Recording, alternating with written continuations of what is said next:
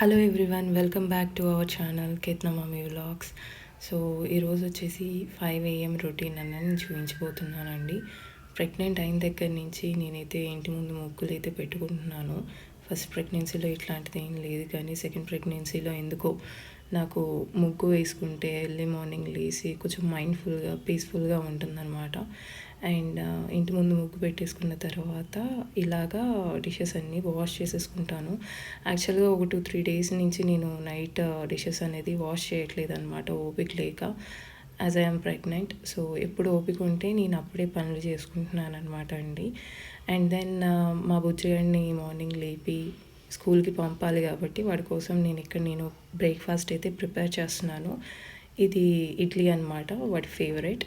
So idli అనేది prepare చేసేసుకున్న తర్వాత మా బుజ్జిగాడిని నేను లేపుతాను. బట్ అంతకన్నా ముందు చట్నీ అయితే ప్రిపేర్ చేయాలి, because chutney is my favourite as well as my husband's favourite అనమాట. సో ఆయన కోసం ఈ చట్నీ అనేది నేను ప్రిపేర్ చేసేస్తున్నాను.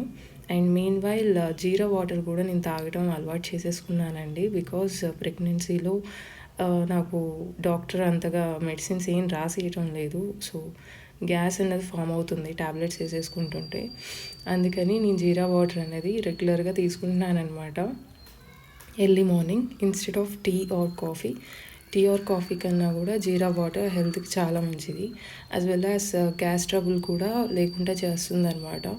ఈ వాటర్ తాగితే మనకి కొంచెం ఫ్రీగా ఉంటుంది, అందుకని నేను ఇది రెగ్యులర్గా తీసుకుంటున్నాను. అండ్ ఇక్కడ వచ్చేసి చట్నీ అనేది ప్రిపేర్ చేసేసుకుంటున్నాను మా వారి కోసం. ఇది ప్రిపేర్ చేసేసుకున్న తర్వాత నేను మా బుజ్జిగాడిని అయితే లేపడానికి వెళ్ళాను అనమాట.